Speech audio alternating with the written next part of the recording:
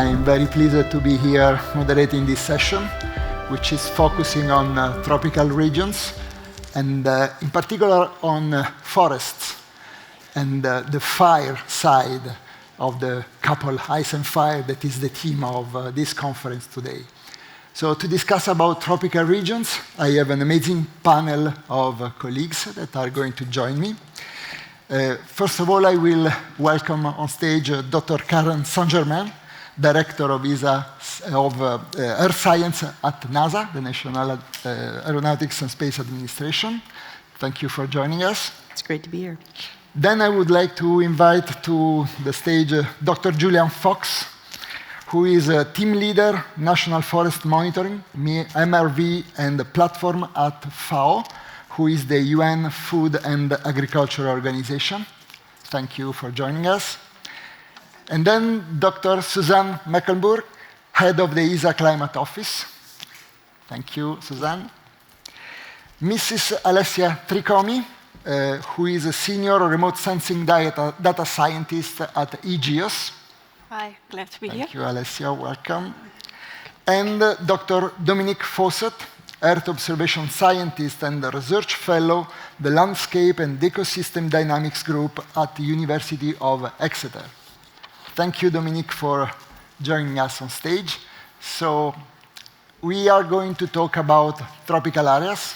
As you can imagine, tropical areas are very much at the center of climate change, not only because they are much exposed to extreme weather events, but also because in tropical areas we have tropical forests. And the tropical forests play a really crucial role in CO2 absorption and stockage. And those tropical regions, those tropical forests are at stake, are at risk. And this is not a recent thing, it's something that is lasting for many years. But we have deforestation, we have forest degradation, and we have, of course, wildfires. And all those elements are impacting very much the release of carbon into the atmosphere, which is exactly what we would like to avoid. So they play a key role in the balance of carbon in the atmosphere. We have been listening this morning many aspects of climate change. I think that we can deep dive now with our panelists on these topics. And I would like to start about the international dimension. And therefore, I would like to ask Julian about the COP decisions on RED+, which is a major step forward towards the reduction of emissions from deforestation and forest degradation in developing countries. So considering your experience in developing countries, can you tell us more about the progress of this process of RED+, what it is about, and tell us also what are the upcoming challenges on it? Thank you, Andrea. Great to be here again. Actually, I already mentioned the big facts this morning, but we have on the slide here a representation of the global effort on monitoring and reporting RED+. So this is really using space data. It's really the space data getting in the hands of the countries, them creating very detailed forest reference levels for their forests, submitting that to the UNFCCC. So on the top, we can see 60 countries have gone through this process. As I mentioned this morning, we should all celebrate this. They all used Landsat, so that's the importance of a long time series of open data catalog that Landsat provides. 36 of these countries also used Copernicus products. So that's really significant as well. Copernicus being an open geospatial source of data. And many countries are now starting to engage in the higher spatial and temporal resolution from the NICFI satellite data program, particularly for reference data collection. So this is a really nice public resource funded by NICFI, and the forest countries are really using this particularly to reference their geospatial work. So yeah, incredible momentum. In fact, on the top is the countries submitting a reference level. So for this, they need a really strong time series of space data So you can see Landsat and Copernicus are critical for this. And at the bottom in the green are results that countries have then submitted against their reference level.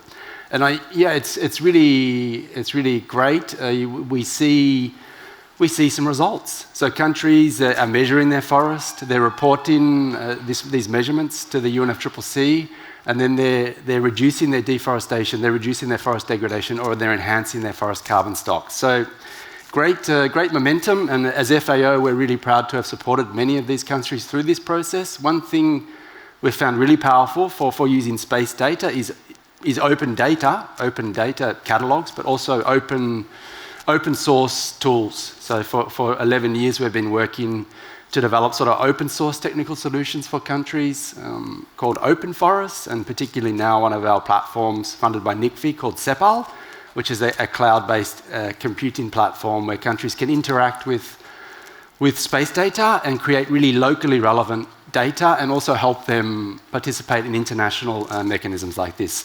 There are amazing progress, but there are many challenges.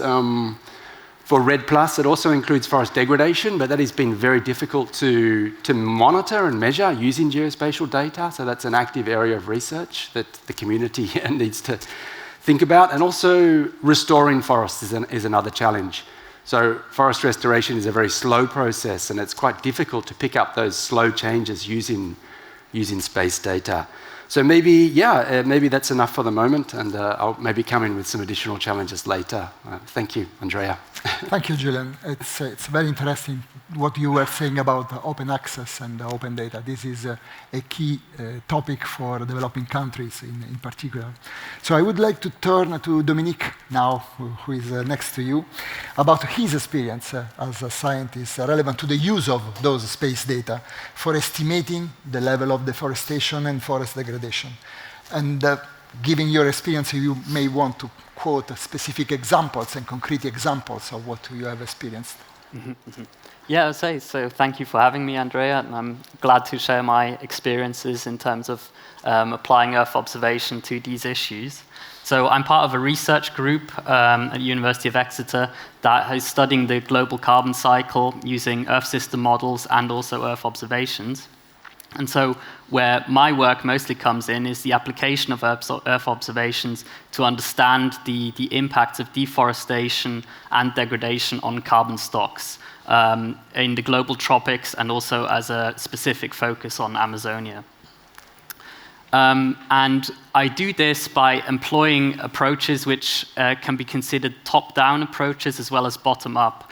And the way that I kind of separate these two, the top-down approach are basically observations from satellites that are already observing the quantity that we're interested in, for example, biomass, where we can use data from satellites such as SMOS, which is vegetation optical depth, to be able to monitor the change in above-ground carbon stocks over time, which is a fantastic opportunity. And as we can see on the slide here on the left, we can then also generate trends in above-ground carbon. It showed increases and decreases, and as we see over the Amazon, much more decreases than increases. And it really crystallizes out regions where there's a lot going on in terms of deforestation. We can see all the red areas are where we expect, for example, the arc of deforestation in the Amazon. But the resolution of this data is really coarse. So it's about 25 kilometers resolution. So within each grid cell, there's a lot going on, and we don't know how much is actually due to deforestation and how much is lost due to forest degradation and sink from regrowth and so on. And so to be able to do that, to be able to decompose these kind of processes, we need to also integrate what I call bottom-up modeling. So that's essentially bookkeeping models informed by quite high-resolution information from satellites. So there's a classic example that's used by many countries already is conversion from forest to non-forest areas using land cover classifications, and then the calculation of the impacts in terms of biomass by multiplying that with a reference value of intact forest, for example. But where it gets much more complicated, and as we also heard just from Julian, is the monitoring of degradation.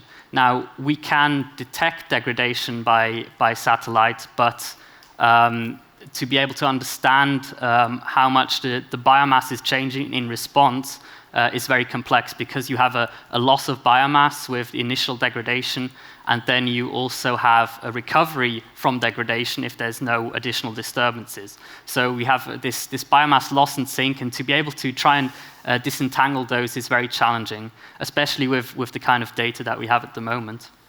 And so what my colleague Viola Heinrich recently published in Nature is quite a clever approach of basically a space for time substitution of looking at the biomass in different degraded areas with different age of the degradation to be able to reconstruct these kind of recovery curves for degraded forests to understand how much biomass these are accumulating over time. And as we can see, there's quite also a pronounced difference over the tropics for recovering degraded forest. Thank you, Dom. This is already touching the point of which was evocated this morning several times. Do we have abundance of data, or we miss some satellite data? So maybe we can come back to this later on. Now we are talking about deforestation, we are talking about forest degradation, but let's talk also about wildfires, which is the third component of the degradation of tropical forests. So Karen, considering your experience at NASA and the experience of companies working with you, which role of space data can have in tracking wildfires in tropical regions? Oh, thank you for the question, Andrea. It's great to be here with this panel. So NASA works with partners around the world, other space agencies, but also many other agencies, as well as organizations, to make the observations, to extract the scientific understanding, and put actionable information into the hands of people who can use it. So when it comes to fires, we know that fires start from natural causes like lightning strikes, and then also from anthropogenic causes like clearing forests for agriculture and so forth. We know, and we've just heard, fires are a major driver of land, of change in the tropical regions, changes in tropical lands. And so we have to track the location of fires and also the intensity of those fires, as well as the pre- and post-fire conditions to contribute to the overall efforts. And to do, particularly to track the active fires, and you're looking at an animation on the screen here, we use mid and thermal infrared channels as well as global night lights channels to detect fires. And those are sometimes on low Earth orbiting platforms, sometimes geostationary, different spatial resolutions, different rates of revisit. But of course, detection is just the first step. So I want to highlight an example of how we go from detection all the way to putting information into the hands of users. And to do that, I'm going to highlight a partnership that we have with Conservation International. And I'm highlighting this one because it's different from most of our partnerships. With Conservation International, we co-built a tool called Firecast, and this is for forest and fire monitoring. It's a forest and fire monitoring alert system specifically for the tropics. So it uses satellite data, in particular the channels that I mentioned, to track fires and also forest disturbances, which are equally important when it comes to the role that tropical forests play in climate. And this is very practical. It sends out email alerts or text alerts. It's designed for use in the tropics. And so alerting people that a fire is happening so that they can take appropriate action, that's one thing. But these methodologies also allow us to understand the degree of change we're seeing. So I checked the Firecast website just after lunch and got some up-to-date information. And so, just shy of 30% more fires were detected in the last 12 months than in the 12 months before that. So agreeing with the trends that we're all concerned about. In the last 48 hours, more than 1,700 new fires were detected in the Amazon alone. So this is, these are significant numbers. And interestingly, 32%, or again, about a third, are detected right at the agriculture forest frontier, right? So this is about a third of these fires in the Amazon are conversion of forest into agriculture land. About 15% of the Amazon has been lost, and scientists think that, or are concerned that there may be a tipping point at about the 25 to 30% point where we'll have permanently changed the biome, and there will be global, even more significant global ramifications for climate. So there's the detection, there's getting that real-time information into the hands of people who can use it, and then there's also taking those observations to really look for the trends and understand the nature of the change that we're seeing and the drivers of that. And I think I'll stop there. Thank you, Karen. Absolutely, the detection is fundamental for identifying those patterns, and I guess that this is a kind of information which is very much important for political decisions and decision-making in several cases. Keeping going on wildfires. So wildfires are generating CO2, and they turn to Suzanne. They are directly connected to CO2 emissions because of the burning. So can space data be used to evaluate how much of CO2 is released in the atmosphere, and what are the links that we have found? Yes, thanks for the question, Andrea. Yeah, very, very interesting topic, and sort of carrying on a little bit more from what Karen already started as a topic in terms of the climate impact that these fires actually really have. One thing that we have seen over recent years, and that was confirmed again by the Intergovernmental Panel for Climate Change report, the most recent stance in the synthesis report was released in March, is that extremes such as heat waves and droughts are getting more and more frequent. And as a result of this one, of course, we have many more fires also happening, which is one of the major contributors also to global emissions in many ways. Now, fires emit or the burning of vegetation and biomass, of course, causes the concentration of greenhouse gases to go up in the atmosphere. And in many ways, fires are sort of a double bad message for us, because not only do they contribute to increased emissions in the atmosphere, they're also actually destroying at the same time one of our major sinks that we have on Earth. So that's sort of a double bad feedback, I would say, in many ways. They release CO2, but they also release methane, aerosols, carbon monoxide, other oxides of nitrogen, which also have an impact on air quality. So that's not to be forgotten, quite apart from the sort of climate impact on this one. But I wanted to sort of show you this particular one, because what do we measure when we measure fire? There's a principle called the essential climate variables, and this is, climate indicators that were defined by a body called the Global Climate Observing System, and they've defined something like 55 of these ECVs meanwhile, and roughly 2/3 of them contribute from satellite data, and fire is one of them. So fire, if you could click one more time, please, on the slide. Something went wrong in the copying, I can see. Never mind. On the left-hand side, you see actually the burned area part that we can measure, for example, from Sentinel-2. And one thing is also that we have ever-increasing good resolution of these data, because many of those small fires we haven't been able to catch in the past, but we are now able to do that with Sentinel-2. For example, and other sensors that go down in resolution to something like 10, 20, 50 meters resolution.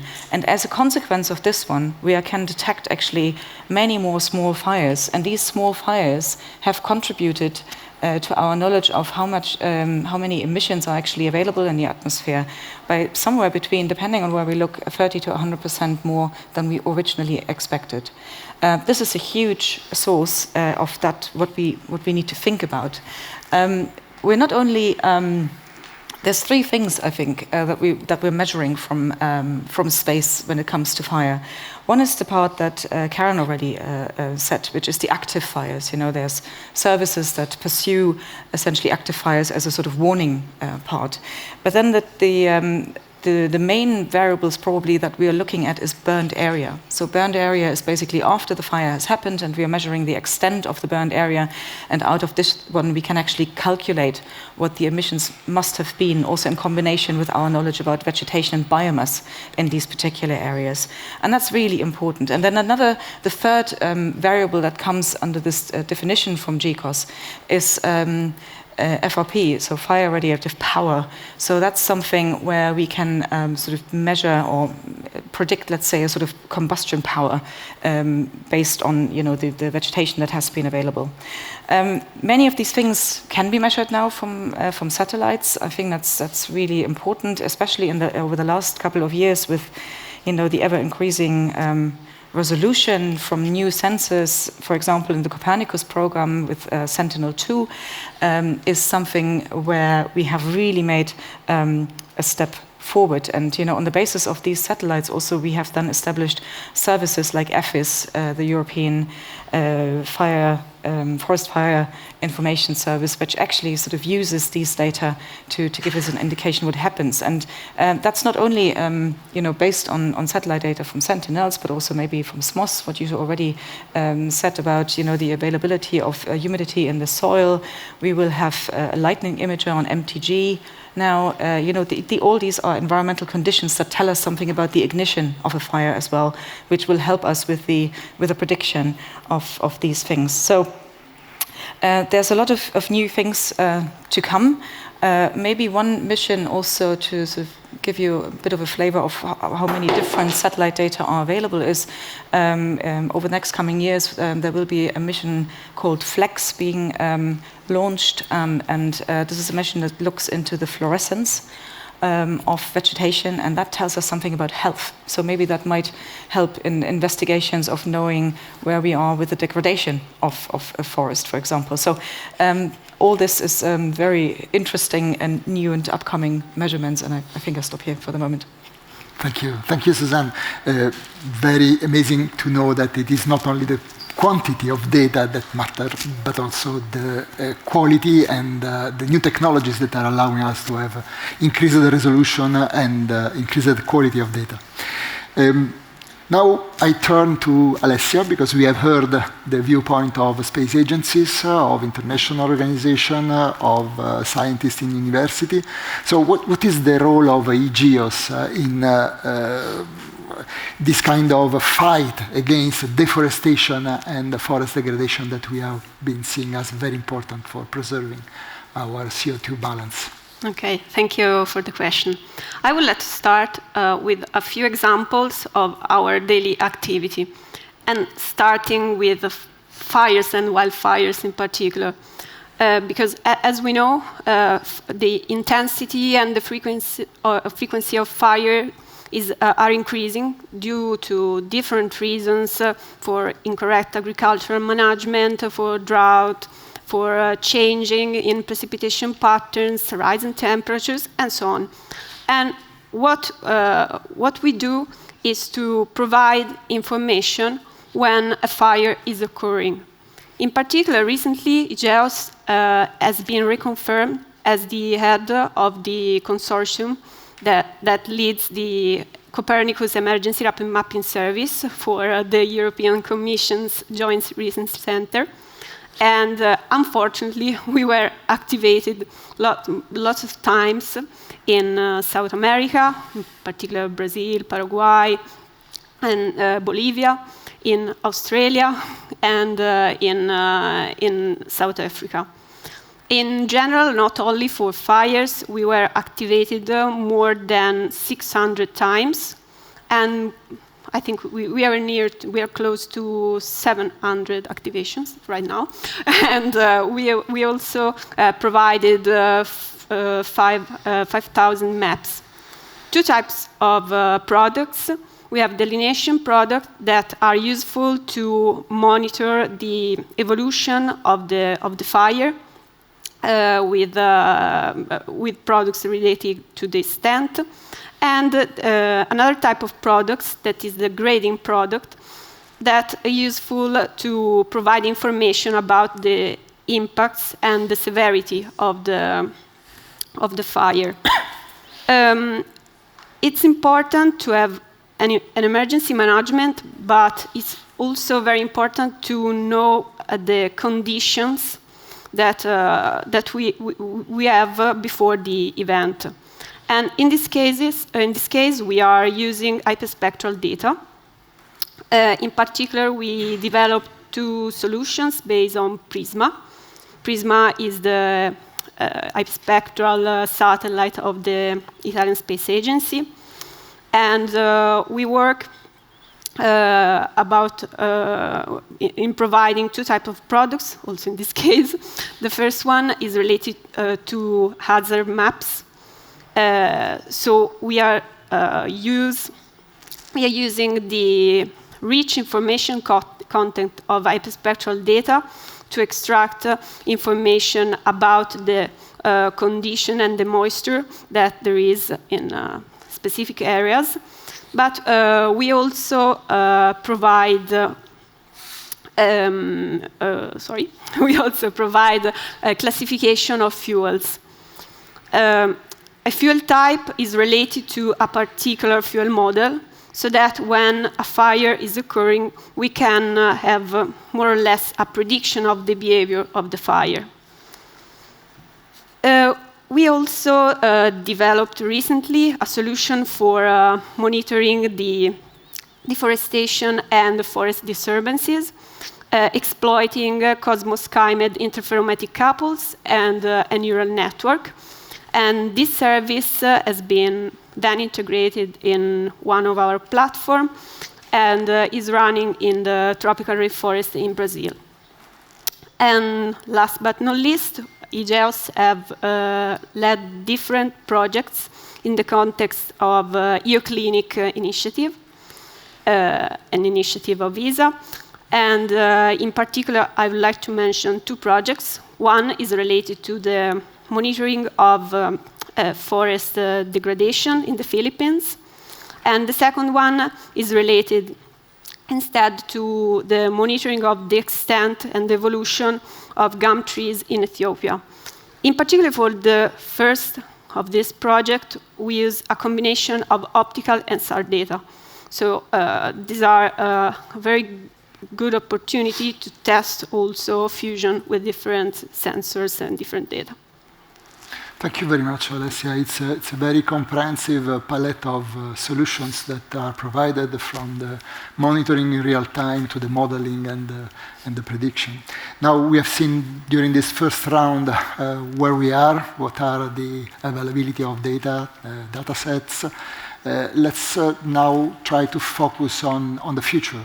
So seeing what are the emerging challenges from the user needs to the technological needs to the scientific needs. So I would turn first to Julian to see what are those needs or the emerging challenges in developing countries to cope with deforestation and forest degradation. Thank you, Andrea. Yes, this morning we had a great discussion, I think, on using data for action. I think that still is very relevant for thinking about how we reduce deforestation and forest degradation and enhance forest carbon stocks. So I think increasingly on the slide and listening to you all, I mean, we have some amazing data, and we need to make sure that turns into action at the national level in forest countries, and I think that can only be done through institutionalizing as much as we can into the government ministries. So, but maybe two challenges that we see as FAO that are quite urgent. I showed on the slide this morning the progress on measuring and reporting REDD+, which is very exciting. But only a handful of countries have received what we call results-based payments. And that is when you submit a reference level, you perform against it, and then you receive some monetary returns. And now we have many countries engaged, but the public finances are not available at the moment through sources such as the Green Climate Fund. But we do see, and I mentioned it this morning, new exciting opportunities for tropical forest countries like the LEAF Coalition, which brings together public and private finance. But one thing that as soon as you start bringing in private finance, you need to improve the integrity of your data for forests. So an immediate need we see from forest countries is how they can participate in these new initiatives, such as LEAF, which uses the ART-tree standard. How can they improve their activity data, which is an expression for space data and forest change, quite quickly, because they're engaged in the process and now they want to pivot and access new opportunities, given that public finance is diminished at the moment in the context of REDD+. The second really hot issue we see in forest countries is, a few years ago, FAO, we did a study which was a bit difficult for us, that showed that 90% of deforestation is actually caused by agriculture. And as the Food and Agriculture Organization, it's quite a difficult finding to swallow, particularly when I work in the forestry division. My whole career is on protecting forests. But I think the international community is moving on this, and we see the EU compliance market, right, coming up. It's really exciting, and also the same discussions at the political level in the US and the UK. They're trying to remove commodities that are driving deforestation from the market. And this is a huge challenge for tropical producer countries. How can they react to these new regulations? The EU, I understand, has already gone into law, and the others will follow soon. How can they, as a producing country, have capacity, spatial data to ensure that the production that is much of their livelihoods complies with their biggest markets, the UK, the EU, and the US? So it's a big challenge. We see the forest countries are asking, how do we move on this? And I think this community has a lot to offer with the data, with the platforms, with the solutions, because I think this is a hot topic in many forest countries, given that the regulations are coming into force soon. So maybe two immediate challenges, but a lot of challenges, as usual. Thank you. Thank you for pointing out just in a few minutes. Thank you, Julian. Talking back about wildfires, Karen. So we were talking about the real-time tracking of them, but what can be done more for the early detection, the pre-fire conditions, and the risks of fires? And is there room for international collaboration up there? Yeah, it's a great question, right, because we don't want to be in a reactive posture. We want to actively manage forests. And Alicia talked about some of those key capabilities, hyperspectral observations. We use very, very high precision and accurate thermal measurements to likewise detect stressed vegetation, because stressed vegetation is much more likely to burn. Alicia talked about the fuel loads, right? That's an enormous part of understanding the conditions that can lead to fire by a lightning strike or something like that. So we make these evapotranspiration measurements with our thermal infrared measurements that tells us a lot about how land is using water. We use our gravity missions to give us estimates of surface, root zone, and groundwater. So it's not just the vegetation, it's the duff underneath, and how is that going to burn. And we're trying to advance the science of wildfire forecasting by coupling fire models with atmosphere models, for example. So it's bringing together more types of data that can inform us about the entirety of the conditions. So it's a value chain from observations to understanding to, in many cases, modeling, assimilative models that give you two things: enhanced situational awareness, but also predictive capability. And with that, you can really start to get to the kinds of services that managers need before they're in a crisis. And then I'll just mention one other thing, which is training. We have to teach people what these data products do and don't mean. In other words, how to use the kind of data and information we're providing. So, for example, at NASA, and we're certainly not the only organization, but we have the Applied Remote Sensing Training Program, which is free online training or in person. And we teach things like how to interpret data for wildland fire decision making, and actually, we haven't really been talking about it here, but sensing of dust, fire, smoke, and air quality, those are all related as well, and they can lead to issues that need immediate attention in the area around a fire. So it's the observations all the way through to situational awareness and prediction before a fire starts, and making sure people know how to use that information. And of course, we could have the same conversation about the post-fire environment and how to manage that, because we can have cascading effects as well. Thank you, Karen. Very good picture of what is possible and what must be done for overcoming those kind of emergencies and trying to cope with them before they happen. Alessia, I turn back to you. According to your experience on tropical areas, what are the lessons that you have learned and would like to share with us and with the audience? Okay, the first lesson, I think that it's evident, is the importance of the exploitation of different types of data, different types of sources. In particular, we're talking about hyperspectral, multispectral, SAR data, thermal data for evapotranspiration, for instance, because all this data can give a synoptic view of the phenomena we are monitoring. But in reality, there is also an operational constraint. For instance, in tropical rainforest, using just optical data is not possible, because there is a high cloud coverage. Yeah. So the use of SAR data is crucial, is very important. And we are very lucky because we have tons of satellites, tons of constellations, but having constellations available is not enough, in my opinion. We have to maximize the exploitation of this data, and this is an important point. We can do this, of course, using new technologies.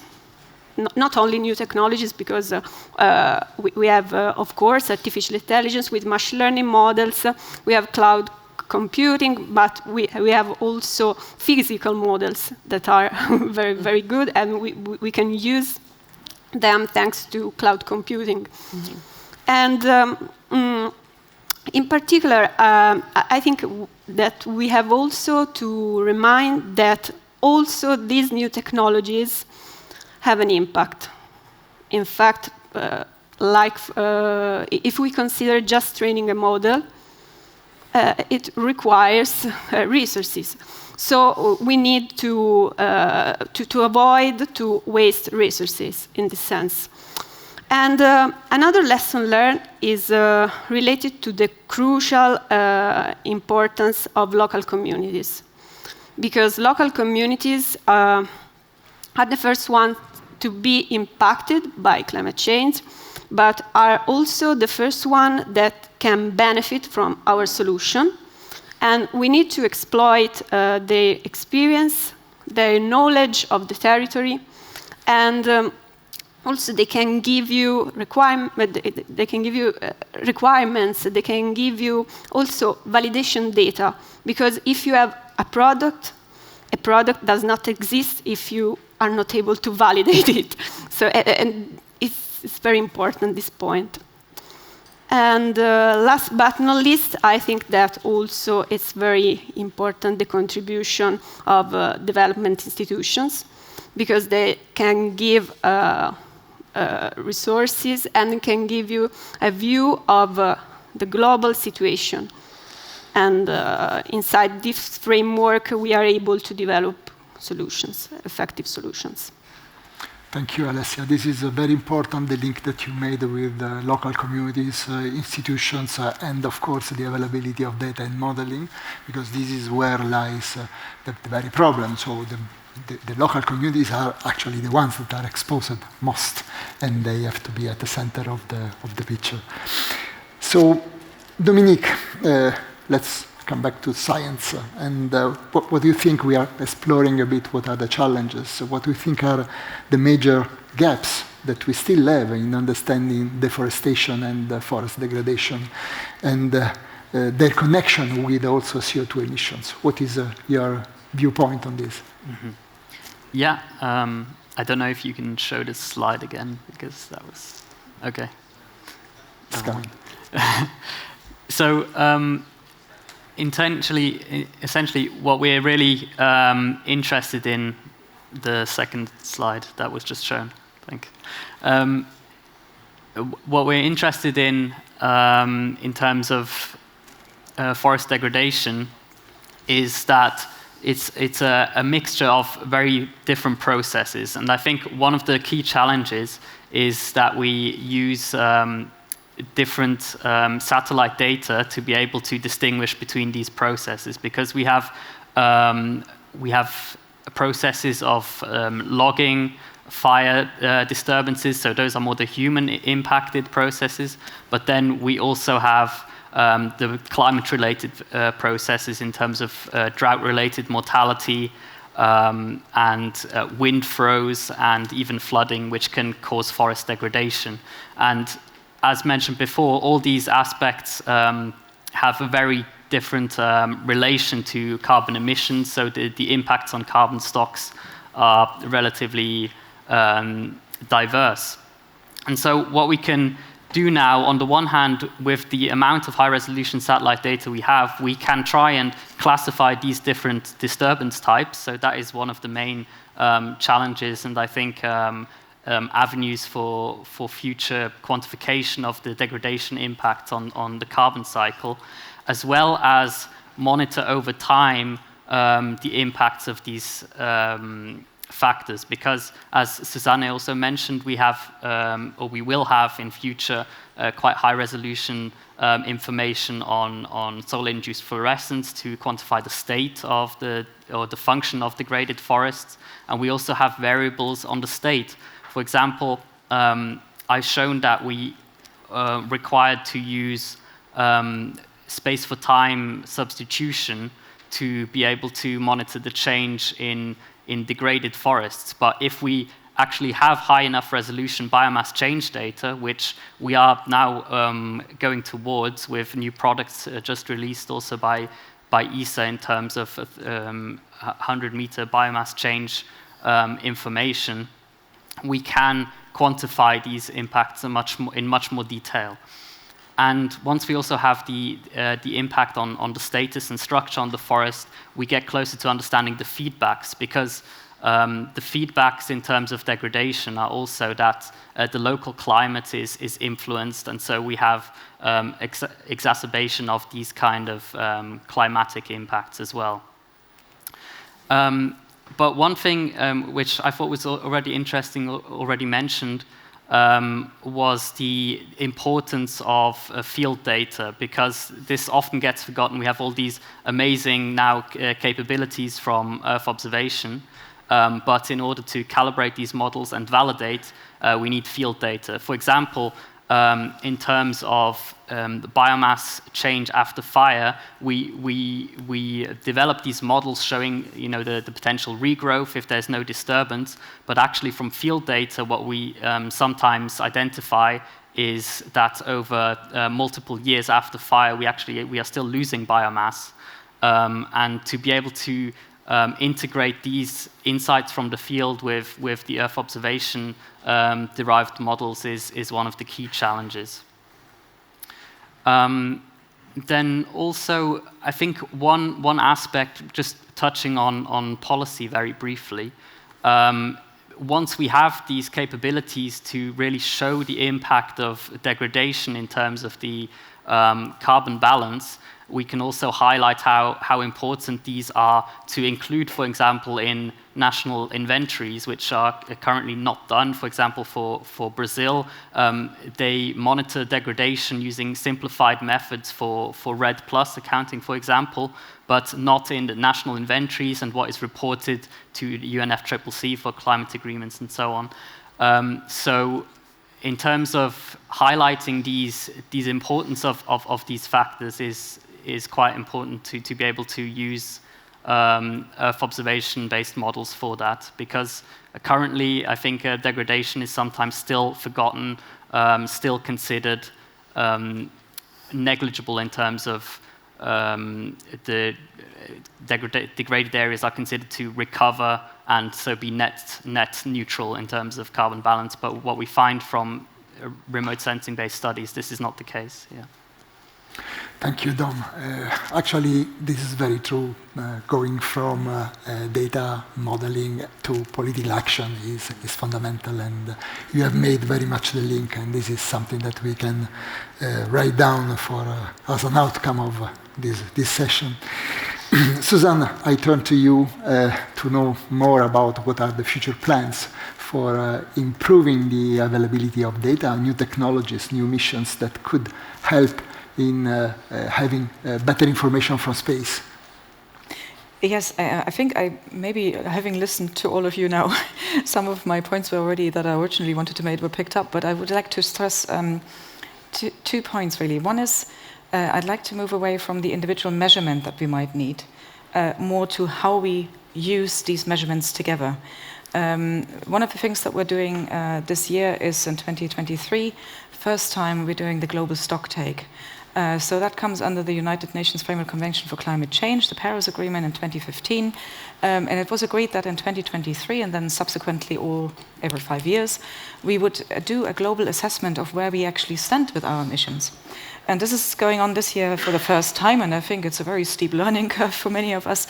But it also means that we need to understand how to use the multitude of data that we actually already have and put them together in a system and budget consideration. So in ESA, we in the Climate Change Initiative, the first slide that I showed you, we also have a project called RECAP, by which we actually compare the currently mainly done bottom-up approach.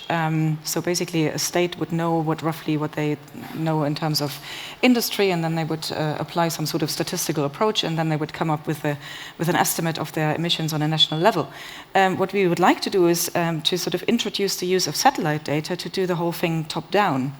And that's not to check up or something like this. It is basically to get a sort of instant, actually measured value that we could sort of oppose to the estimates that we have bottom up. And for that one, we need to use a multitude of different satellite data. And it's not just the actual measurement, let's say, of CO2. So like maybe with the CO2 emissions that's coming up and many other missions that are already in place. It's also to understand the sources and sinks that we have on Earth. And there is many more data that we can actually use.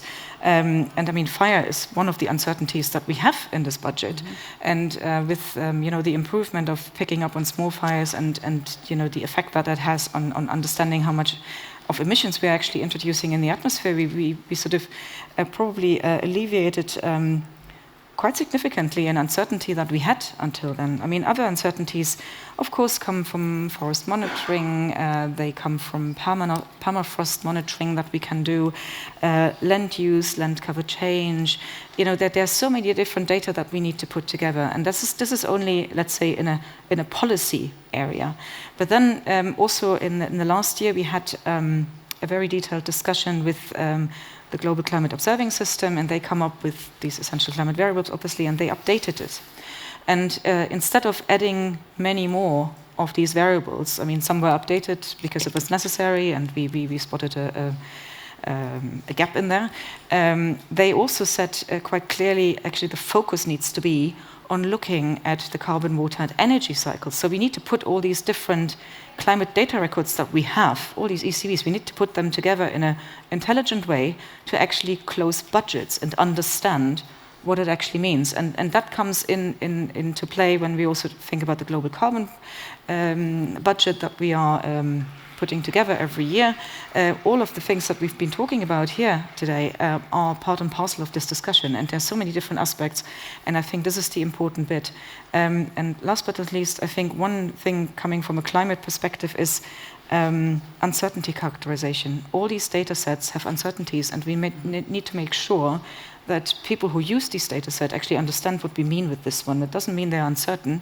It means they have an error bar, like next to everything in life. So this is something that we need to communicate very well, and I think this is really important to do. So I guess that's maybe my brief assessment of what I saw not yet covered here. Indeed, these are two very scientific aspects that you have mentioned. So using data together and underlining what are the uncertainties that are linked to data. And this is very much important for understanding the value of them. So I think that we came to an end of our panel. I am very happy to have had you here. We still have a few minutes, but I don't see anybody asking for questions from Slido, so I would open the floor if someone wants to ask a question to any of our panelists. We still have a few minutes to go.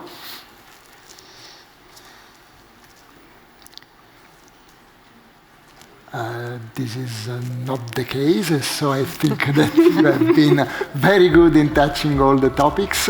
Thank you very much for participating. We have been learning a lot from your viewpoints during this session, and I wish you all the best for the remaining of the conference. Thank you. Thank you.